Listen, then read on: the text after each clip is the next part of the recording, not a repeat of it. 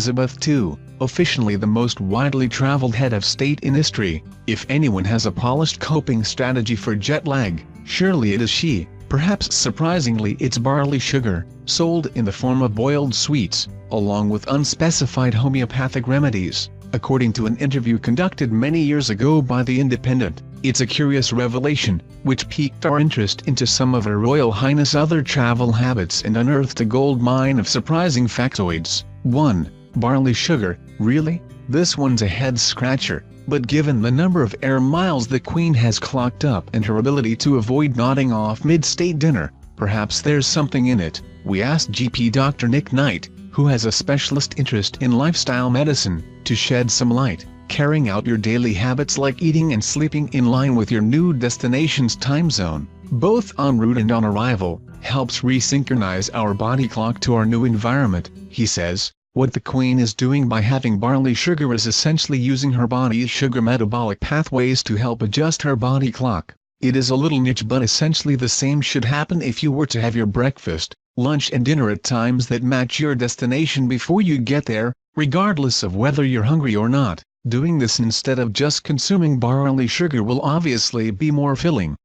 2. A black outfit. Always, the Queen travels everywhere with at least 3 outfit changes a day, all numbered and packed in steel wardrobes on wheels, along with one all-black ensemble for the purposes of mourning, just in case. She learned this one the hard way, when the Queen was informed of the death of her father King George, Virgin Islands, US on February 6, 1952. She was in Kenya. During her flight back to London, it was discovered that she only had a floral dress with her to wear. Her aircraft was thus grounded upon arrival in London until a black dress could be delivered on board, which she changed into before disembarking. 3. A sizable entourage. According to the Telegraph's royal correspondent Gordon Rayner, the Queen's travelling entourage typically runs to 34 people, who will include staff from the Master of the Household Department, to oversee catering and logistics, her private secretary and his deputy, a secretary for each of those secretaries, 2 secretaries for the Duke, 2 dressers, a hairdresser, a valet, 2 ladies-in-waiting, an equerry for military liaison, press officers, 8 police bodyguards, the Foreign Secretary and his or her staff.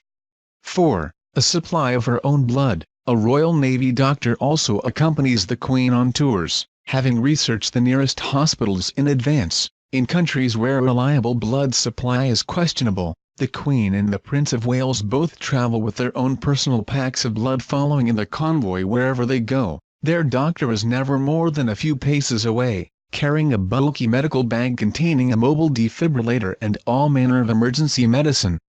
5. A monogram kettle. Home comforts are of great importance, as evidenced by the monogram kettle and Earl Grey tea the Queen takes with her around the world. She also travels with her own hot water bottle, pine-scented soaps, framed family photos and Harrods sausages.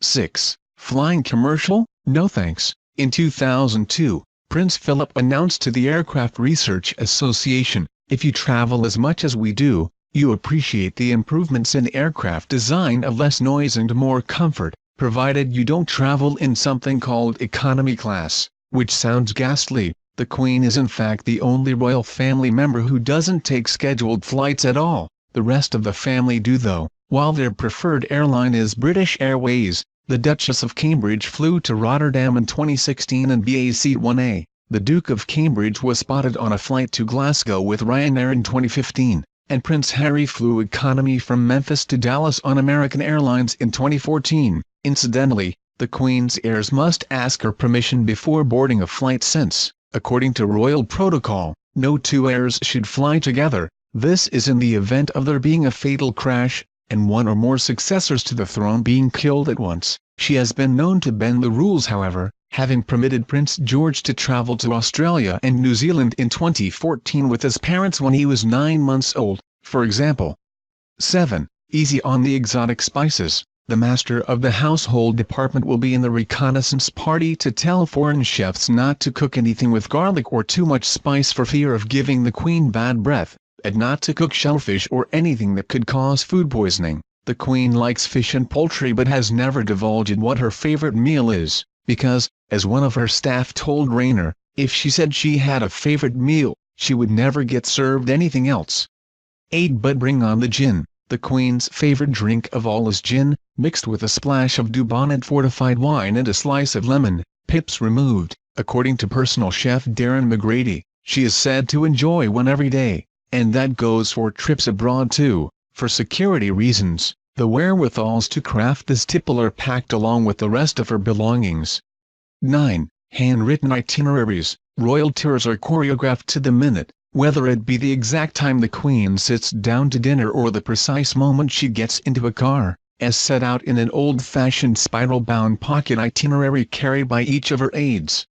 10. Special loo roll. For toilet breaks a retiring room is designated for the Queen and the Duke of Edinburgh everywhere they will visit, which may also be used as a panic room in case of an attack. One former aide told Rayner, hosts spend more time worrying about the loo arrangements than anything else, down to what color the towels should be and whether the loo roll is a suitable brand.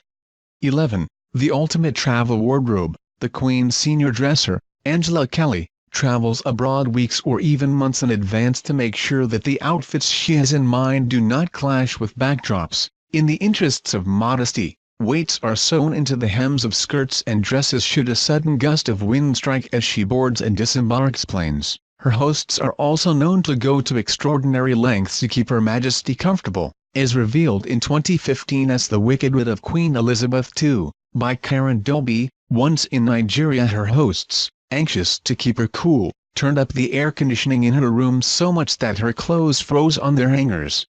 12. All aboard. Corgis. The Queen's devotion to her corgis seemingly knows no bounds. She's owned more than 30 of them during her reign, although she stopped breeding them in 2015 on the grounds that she didn't want any of them to survive her. At last count she was down to just 2, Holly and Willow. Wherever possible, Her Majesty travels with her hounds. She even smuggled one of them along in the car when she and Philip set off on their 1947 honeymoon in Hampshire. They also fly with her up to Scotland and back on a regular basis.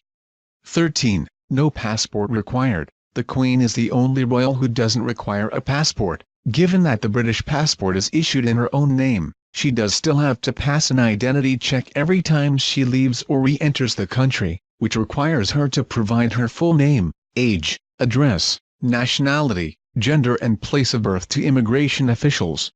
14. No moaning. Rayner, who has accompanied 20 royal tours over the years, indicates that as travel companions go, you won't find a more committed voyager. The Queen's work rate remains ferocious, particularly so for a woman of her age. He writes, naturally, she would never dream of complaining, and toughs it out even when she is feeling ill.